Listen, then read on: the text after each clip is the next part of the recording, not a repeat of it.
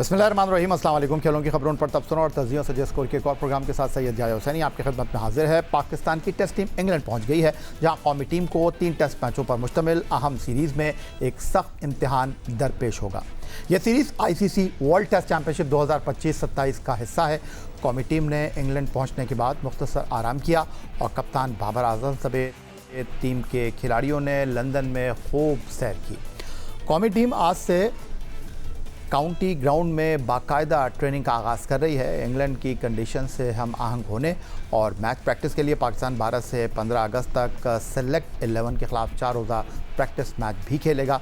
पाकिस्तान और इंग्लैंड के दरमियान पहला टेस्ट 19 अगस्त से हेडिंगले लीड्स में शुरू होगा, जो 23 अगस्त तक जारी रहेगा। सीरीज़ का दूसरा टेस्ट 27 अगस्त से लॉर्ड्स क्रिकेट ग्राउंड लंदन में खेला जाएगा, जबकि तीसरा और आखिरी टेस्ट 9 सितंबर से बर्मिंघम के एजबेस्टन क्रिकेट ग्राउंड पर शुरू होगा। कैरेबियन में वेस्ट इंडीज़ के खिलाफ सीरीज़ बराबर करने के बाद पाकिस्तान का हौसला बुलंद है, लेकिन इंग्लैंड की सरजमीन पर ड्यूक्स गेंद, स्विंग और सीम मूवमेंट के सामने कौमी बैटर और बॉलर का असल इम्तिहान होगा। 3 टेस्ट, 3 तारीखी मैदान और वर्ल्ड टेस्ट चैंपियनशिप के कीमती पॉइंट्स, पाकिस्तान अब इंग्लैंड के मुश्किल इम्तिहान के लिए तैयार है। पाकिस्तान के खिलाफ 3 टेस्ट मैचों की सीरीज़ के लिए इंग्लैंड ने अपने स्क्वाड का ऐलान कर दिया है और इस बार इंग्लिश टीम में तजुर्बे के साथ नौजवान टैलेंट पर भी ख़ास तवज्जो दी गई है। नए हेड कोच स्टीफन फ्लेमिंग ने स्क्वाड के इंतखाब में अहम किरदार अदा किया, जबकि मार्को स्ट्रेस्कोथिक पाकिस्तान के खिलाफ सीरीज़ में टीम की निगरानी करेंगे। स्टीफन फ्लेमिंग जल्द ही बाज़ाब्ता तौर पर जिम्मेदारियां संभालेंगे। स्क्वाड में सबसे नुमायां नाम जो रूट का है, जो बैन स्टोक के बाद एक मरतबा फिर इंग्लैंड की टेस्ट कप्तानी संभाल चुके हैं। कप्तान की हैसियत से उनकी वापसी भी ख़ास दिलचस्प है, क्योंकि पहला टेस्ट उनके होम ग्राउंड हेडिंगले लीड्स पर 19 अगस्त से शुरू होने जा रहा है। इंग्लैंड को नौजवान बैटर जैकब बेथल की खिदमत हासिल नहीं होंगी, जो घुटने की इंजरी के सबब सीरीज़ से बाहर हैं। उनकी जगह जॉर्डन कॉक्स को नंबर 3 पर बैटिंग का मौका दिया जाएगा। दूसरी जानिब डैन लॉरेंस की भी टेस्ट टीम में वापसी हुई है। काउंटी चैंपियनशिप में शानदार फॉर्म का मुजाहरा करने वाले लॉरेंस ने सीज़न में 788 रन 65 से ज़ायद की औसत से बनाए हैं, जबकि 5 फर्स्ट क्लास सेंचुरियां भी स्कोर कर चुके हैं। लॉरेंस की ऑफ स्पिन इंग्लैंड को एक इजाफी फास्ट बॉलर खिलाने का ऑप्शन भी फराहम करेगी, जबकि शोएब बशीर स्क्वाड में स्पिन के मरकज़ी ऑप्शन होंगे। वेस्ट इंडीज़ के खिलाफ Port of Spain Trinidad test की फतह ने पाकिस्तान को एतमाद तो दिया, लेकिन अब सामने है इंग्लैंड और यहाँ इम्तिहान कहीं ज़्यादा सख्त होगा। पाकिस्तान की सबसे बड़ी ताकत उसका स्पिन अटैक, अब्दुल्ला शफीक की वापसी और हालात के मुताबिक टीम कॉम्बिनेशन तब्दील करने की सलाहियत है। कैरेबियन सरजमीन पर साजिद खान और अली उस्मान ने साबित किया कि पाकिस्तान के पास डोमेस्टिक क्रिकेट से आने वाले ऐसे बॉलर्स मौजूद हैं जो बड़े स्टेज पर मैच विनर बन सकते हैं। लेकिन इंग्लैंड के खिलाफ असल सवाल पाकिस्तान की बैटिंग है। टॉप ऑर्डर के बाद मिडल ऑर्डर मुसलसल रन बनाने में नाकाम रहा है। सलमान अली आगा और wicket keeper batter Mohammad Rizwan की फॉर्म तशवीश का सबब है, जबकि बैटिंग का एक दम नाकाम हो जाना भी पाकिस्तान की सबसे बड़ी कमज़ोरी बन चुके हैं।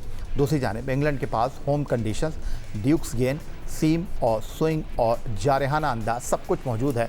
हेडिंगले, लॉर्ड्स और एजबेस्टन में इंग्लिश फास्ट बॉलर पाकिस्तान के बैटर्स को मुसलसल दबाव में रख सकते हैं। तो मुकाबला सिर्फ पाकिस्तान बमुकाबला इंग्लैंड नहीं, ये पाकिस्तान की बैटिंग बमुकाबला इंग्लैंड की सीम और स्विंग भी है। पाकिस्तान क्रिकेट टीम के दौर इंग्लैंड में सिर्फ इंग्लिश फास्ट बॉलर की सीम और स्विंग बॉलिंग ही बड़ा चैलेंज नहीं होगी, बल्कि माजी में जब भी पाकिस्तान ने इंग्लैंड का दौरा किया, इंग्लिश मीडिया ने पाकिस्तान टीम पर नफसियाती दबाव बढ़ाने के लिए ऐसी रिपोर्टिंग भी की जिसका असर खिलाड़ियों की कारकर्दगी पर पड़ता रहा है।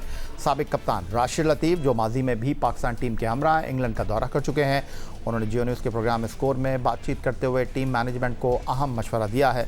राशिद लतीफ़ कहते हैं, Pakistan cricket board team management को दौरा इंग्लैंड के दौरान कप्तान बाबर आजम को इंग्लिश मीडिया से दूर रखने की हिकमत अमली अपनाना चाहिए, क्योंकि इंग्लिश मीडिया की ख़ास तवज्जो कौमी कप्तान पर होगी, बल्कि इंग्लिश मीडिया के सवालात का सामना करने के लिए साबिक कप्तान शान मसूद, इमामुल हक या मोहम्मद अब्बास उनकी नज़र में ज़्यादा मौजू और बेहतर ऑप्शन हो सकते हैं।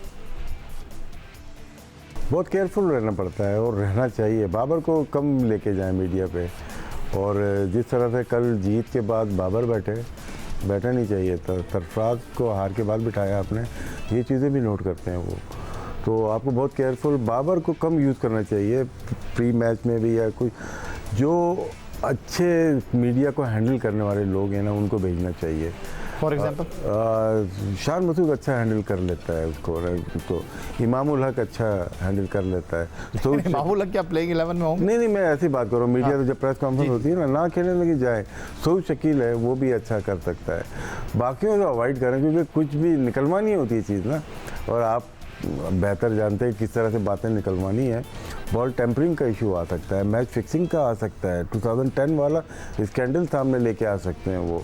तो हर चीज़ को मीडिया का काम है कि तैयारी करें, सिर्फ खेल की बात नहीं होगी वहाँ पे। इंग्लैंड वाहिद कंट्री है जहाँ पे खेल के अलावा आप जाते हैं, वो आपको डिफरेंट मैचेस में इंसिडेंट हुए होते हैं, उसको सामने ला के रखते हैं, तो आप मेंटली तौर पर रेडी नहीं होते। तो इसलिए मीडिया का काम है कि रेडी रहें और अपने प्लेयर्स को अननेसेसरी कोई भी बयान देने से।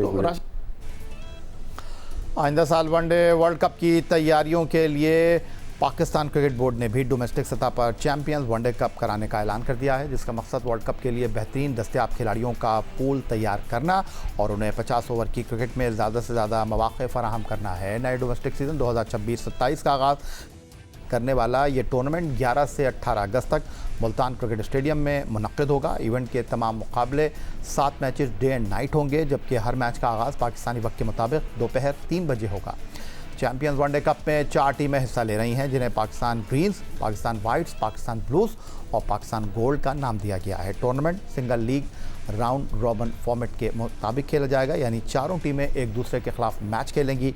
लीग मरहले के अख्ताम पर पॉइंट्स टेबल की सर फहरिस्त 2 टीमें 18 अगस्त को फाइनल में आमने सामने होंगी। पाकिस्तान क्रिकेट बोर्ड की सिलेक्शन कमेटी ने हर टीम के लिए 11 रुकनी प्लेइंग 11 के साथ 13 खिलाड़ियों पर मुश्तमिल रिजर्व पूल भी तश्कील दिया है। ऐलान करदा 11 खिलाड़ियों में से किसी खिलाड़ी के इंजर्ड होने या कंकशन के सबब सूरत में ही रिजर्व पूल से मुतबादिल खिलाड़ी को टीम का हिस्सा बनाया जा सकता है।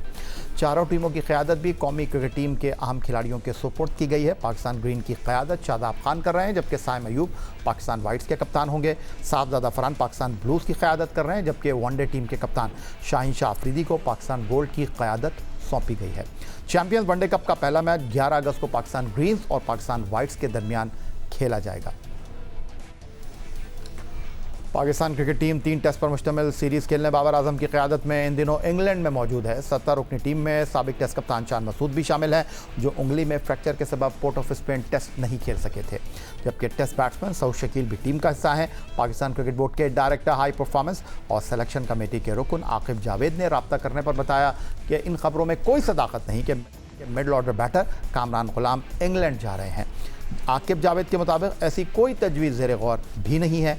खैबर पख्तूनख्वा से ताल्लुक़ रखने वाले 30 साल के दाएं हाथ के बैटर कामरान गुलाम ने पाकिस्तान के लिए 6 टेस्ट और 11 वनडे खेले हैं। अक्टूबर 2024 में दाएं हाथ के बैटर ने मुल्तान में इंग्लैंड के खिलाफ अपने पहले टेस्ट में नंबर 4 पर अव्वलीन टेस्ट इनिंग में 224 गेंदों पर 118 रन की इनिंग्स खेली थी। कामरान गुलाम 11 से 18 अगस्त तक मुल्तान में खेले जाने वाले 4 टीमों के वनडे कप में पाकिस्तान गोल्ड की टीम का हिस्सा हैं, जिसकी क़यादत की जिम्मेदारी वनडे कप्तान शाहीन शाह आफरीदी कर रहे हैं।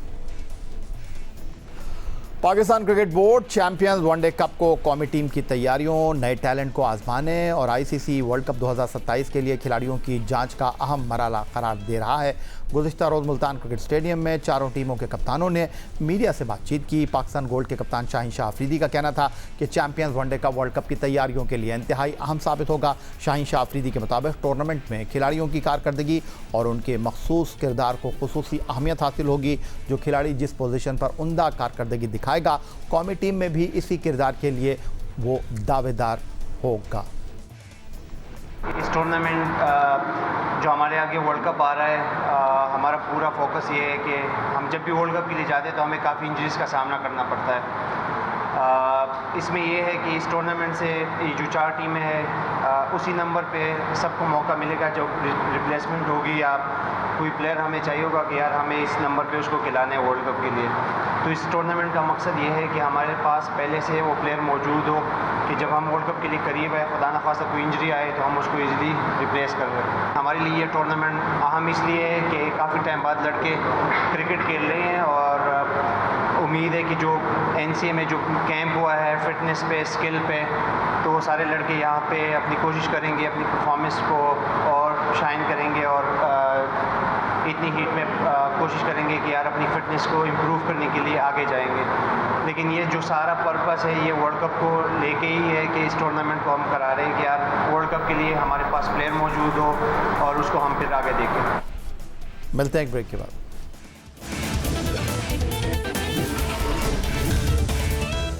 कोयटा ग्लैडिएटर के सरबराह और पाकिस्तान क्रिकेट क्लब के रोए रवा नदीम उमर एक बार फिर रीजनल क्रिकेट एसोसिएशन कराची के अगले 3 साल के लिए सरबराह मुंतखब हो गए हैं।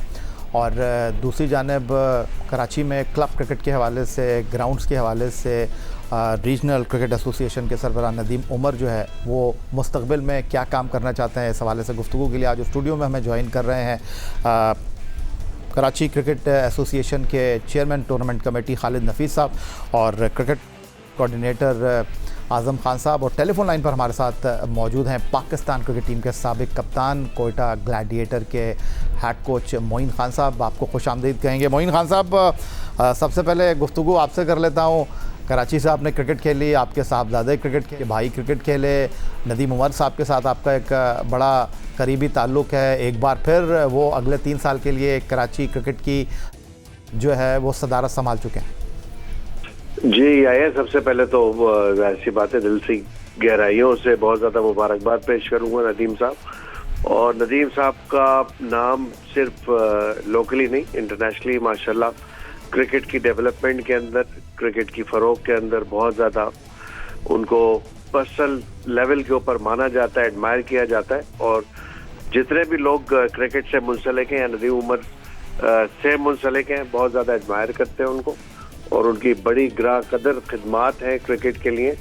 एक बहुत ही हम्बल इंसान और उस कैपेसिटी में रहते हुए जिस तरह वो माशाल्लाह क्रिकेट की खिदमत कर रहे हैं और ये जो दोबारा जीते भी हैं इलेक्शन में, तो ये क्लियरली कोई भी जब दोबारा इलेक्शन जीतता है तो ये उसके जो पिछले काम होते हैं उसको सराहा जाता है, तो उसको दोबारा इलेक्ट किया जाता है। तो मैं समझता हूँ कि एक अच्छी पाकिस्तान के साथ साथ कराची की क्रिकेट अगर देखा जाए तो बहुत ज़्यादा सेफ हाथों में। Being a former captain of Karachi cricket association, जिसमें बहुत ज़्यादा टाइटल्स मैंने जीते थे, तो मैं देखता हूँ कि नदीम उमर साहब ने जब से कराची को ज्वाइन किया है तो काफ़ी फतवात एक दफ़ा फिर पाकिस्तान के साथ साथ कराची की भी नाम के साथ मुंसलिक हुई हैं और एक अच्छा टीम वर्क पेश किया है कराची रीजनल क्रिकेट एसोसिएशन ने।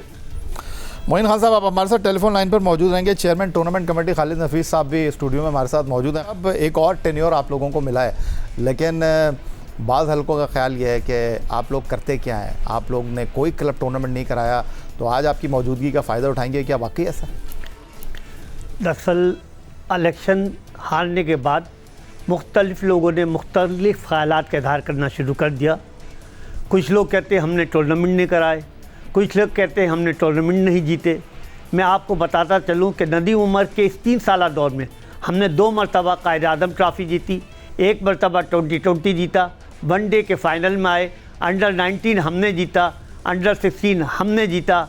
अगर कराची जब ये फतवात हासिल कर रही है उसकी वजह क्लब क्रिकेट है। अगर क्लब क्रिकेट नहीं हो रही होती, टूर्नामेंट नहीं हो रहे होते, जो कहते हैं टूर्नामेंट नहीं कराए, सुने हमने अंडर 15, अंडर 17, अंडर 19 3 मरतबा नदीम उमर साहब के दौर में कराया।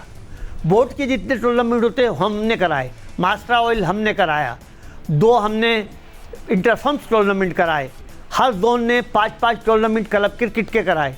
ये किसने कराए? और एक साहब बैठे हुए, एक साबिक इंटरनेशनल क्रिकेटर जो बहुत मुअज़्ज़िज़ हैं, बहुत तालीम याफ्ता हैं, उनके टीवी पर जब वो बैठते हैं यकीनन उनके अल्फाज बड़े अच्छे होते हैं। मैं आपको बताता चलूँ, नदीम उमर किसी फंक्शन में बहुत मुश्किल से आते हैं। नदीम उमर सिर्फ हमें फ़ंड मुहैया करते हैं। इलेक्शन मुहिम में भी सिर्फ एक प्रोग्राम में आए, वो चाहते तो तमाम प्रोग्रामों में हार पहनने आ जाते। वो चाहते तो जब जोन 4 का इलेक्शन हुआ, हमने 35 वोट लिए, हमारे मुखालिफ ने 4 वोट लिए, वो फौरी हार पहनने आ जाते। उन्हें हार पहनने का शौक़ नहीं है, उन्हें क्रिकेट का शौक़ है। वो चाहते क्लब क्रिकेट हो, गली में भी हो, ग्राउंडों में भी हो, और हर जगह क्लब क्रिकेट की फ़रोग के लिए काम कर रहे हैं। वो अपना वक्त भी दे रहे हैं, अपना पैसा भी लगा रहे हैं। मोइन भाई, ये जो आपने गुफ्तगू सुनी, पैदा आप रावलपिंडी में हुए और आपने अपनी सारी क्रिकेट जो है वो कराची से खेली, और आज अगर पाकिस्तान क्रिकेट के हवाले से बात करते हैं, ये जो नदीम उमर जैसे ऑर्गेनाइज़र हैं आज ये पाकिस्तान क्रिकेट में नापैद हो गए हैं और कोयटा ग्लैडिएटर को रन कर रहे हैं नदीम उमर, फिर जो ग्रास रूट लेवल की क्रिकेट है उसको भी देख रहे हैं, तो आप इस हवाले से क्या कहना चाहेंगे? या मेरा ख्याल है कि यार पहली बात तो कि is one of his kind. मेरा नहीं ख्याल कि आज के दौर में ऐसी ब्रीड हमें मिलेंगी या आने वाले वक्तों में मिलेंगी जो अपना मेहनत से कमाया हुआ पैसा क्रिकेट की फलाह के लिए लगाया जाए और बेलॉस। जैसे रफीज भाई ने भी बात की है, बिल्कुल मैं इनसे 100% एग्री करूंगा कि नदीम भाई को बिल्कुल एक्सपोजर का कोई शौक नहीं है और वो बहुत ज़्यादा खुश होते हैं जब वो क्रिकेट के लिए कोई काम करते हैं या अपना पैसा एक्सपेंड करते हैं उसके लिए। और जहां तक बात रिकॉर्ड्स की है तो नदीम भाई के आने के बाद कराची की टीम माशाल्लाह रिकॉर्ड पे है कि इतने सारे इवेंट्स हम जीत चुके हैं। और जहां तक बात है कि लोगों के क्रिटिसिज्म की, मैं समझता हूँ कि नदीम भाई एक ऐसा शख्स है, वो ऐसे लोगों की स्पेशली जो बेकार के क्रिटिसिज्म करते हैं, तो यही कहूँगा सिंपल, क्योंकि जिन आपकी बात कर रहे हैं मैं बहुत ज्यादा इनसे वाकिफ हूँ और उन्होंने most of the time unnecessary criticism किया है और सिर्फ क्रिटिसिज्म हो तो बात होती है, वो कंस्ट्रक्टिव क्रिटिसिज्म कभी मैंने नहीं सुना करते हैं और विदाउट एनी सोल्यूशन। तो अगर क्रिटिसाइज किसी को आप कर रहे हैं तो उसका सोल्यूशन भी दें या मैदान में आए। टीवी में बैठ के माइक के सामने कैमरे के सामने बहुत आसान होता है बोलना, और ग्राउंड में जब आप आते हैं आपकी एनर्जी लगती है, आपकी एफर्ट लगती है और आपका कमाया हुआ पैसा जब लगता है तो सबसे ज्यादा तो उस वक्त तकलीफ होती है इंसान को। बट नदीम भाई एक ऐसे शख्स हैं जिन्होंने बेलॉस होके, अल्लाह ने उनको दिया भी बहुत कुछ है और वो इस पैसे के साथ साथ अल्लाह ने दिल भी बहुत बड़ा दिया। बहुत से लोग हैं, मैं जानता हूँ पर्सनली लोगों को जिनके पास पैसा तो है बट दिल नहीं। नदीम भाई अल्हम्दुलिल्लाह बहुत खुशी की बात है, हम लकी हैं, हम ये समझते हैं कि हम इस शहर के रहने वाले हैं जहाँ पे नदीम भाई रहते हैं और नदीम भाई क्रिकेट की खिदमत के लिए इतना काम कर रहे हैं। तो मेरा ख्याल है लोगों को थोड़ा सा इज्तनाब करना चाहिए इस चीज से, बिला वजह अपने पर्सनल एजेंडाज को क्रिकेट में इंडल्ज करके वो लोगों को क्रिटिसाइज कर रहे होते हैं और अपने जो पर्सनल वेंडेटाज हैं या पर्सनल इंटरेस्ट है उसको मनवाने के लिए या एक तरीका ब्लैकमेल जिसे कहते हैं, लोग ऐसे करते हैं, तो वो नहीं करना चाहिए। अगर क्रिकेट में अच्छी काम हो रहा है उसको प्रेज करें और कोई कर रहा है और अपना पैसा लगा के कर रहा है, अपनी एनर्जी लगा के कर रहा है तो उसको ज्यादा प्रेज करना चाहिए। बट अनफॉर्चुनेटली मुझे बहुत ही अफसोस होता है, चंद लोग हैं इस शहर में जो अक्सर मैं देखता हूँ सिर्फ क्रिटिसिज्म और क्रिटिसिज्म, कोई उनके पास सोल्यूशन नहीं होता। खान साहब जो बात कर रहे हैं नदीम उमर साहब के हवाले से, आजम खान साहब आपको उनका दायां हाथ भी कहा जाता है, बायां हाथ भी कहा जाता है। एक क्रिटिसिज्म ये है कि जी जोन 6 है आपका, जी जोन 6 सिर्फ वहीं से लड़के जो है वो कराची के लिए मुंतखब होता है। ज़रा इसकी भी वजाहत कर दी क्या? बिस्मिल्लाहिर्रहमानिर्रहीम। बिल्कुल जी मुंतखब होते हैं। हम तो कहते हैं कि जिनको करना है मुकाबला करें ना, एक टीवी पे बैठ के जी जोन 6 का मुकाबला करें, मैदान में आएँ। जैसे अभी जिन साहब की बात हो रही है उनको मैंने फ़ोन किया, मैंने कहा ये आपने टीवी पे कहा है, तो वो मुझे कहने लगे कि जी आप लोग इस्तीफ़ा दे दें। ओ भाई हमने तो इतना कुछ किया है और नदीम साहब का तो कोई मुकाबला ही नहीं है पाकिस्तान में, क्या क्रिकेट में, क्रिकेट जहाँ जहाँ खेली जाती है हम क्यों छोड़ दें भाई। अल्हम्दुलिल्लाह हमने टूर्नामेंट कराए, हमने प्लेयर दिए। नदीम साहब को हार पहनने का शौक़ होता तो उन्होंने KCC ग्राउंड पे इतना पैसा लगाया, वो रोज़ाना जाके वहाँ हार पहन सकते हैं। भाई नदीम साहब को हार पहनने का शौक़ नहीं है। हमने क्लब क्रिकेट भी कराई। आपको मैं बता दूं, आप आएँ हमारे साथ, आप अगर आपके पास कोई सोल्यूशन है और अच्छा हमसे अच्छा आप करा सकते हैं तो आप आएँ। वो उन्होंने इलेक्शन जीता है, वो इलेक्शन जीत के आए हैं। अगर आपको कोई परेशानी है तो आप आएँ, आप मुकाबला करें इलेक्शन में, जोन 6 का मुकाबला करें, नदीम साहब का मुकाबला करें। बहुत शुक्रिया आजम खान साहब। RCA के कोऑर्डिनेटर खालिद नफीस साहब चेयरमैन टूर्नामेंट कमेटी हमारे साथ मौजूद थे और पाकिस्तान के former test captain Quetta gladiator के हेड कोच मोइन खान साहब भी हमारे साथ मौजूद थे। कराची क्रिकेट एक बार फिर अगले 3 साल के लिए नदीम उमर साहब जो है वो रन करेंगे और क्या करेंगे, क्या करते रहें, इस हवाले से आपने गुफ्तगू सुनी। तो यही आज का हमारा प्रोग्राम था। इस अकाउंट पर आप हमें फॉलो कर सकते हैं, ईमेल कर सकते हैं, अपनी राय से आगे कर सकते हैं score@geo.tv पर। इस दुआ, इस उम्मीद, इस तवक्को के साथ कि पाकिस्तान में खेल और खिलाड़ी तरक्की करते हैं। सैयद याहिया हुसैनी को स्कोर की पूरी टीम के साथ अगले प्रोग्राम तक के लिए इजाज़त दीजिए। अल्लाह हाफ़िज़।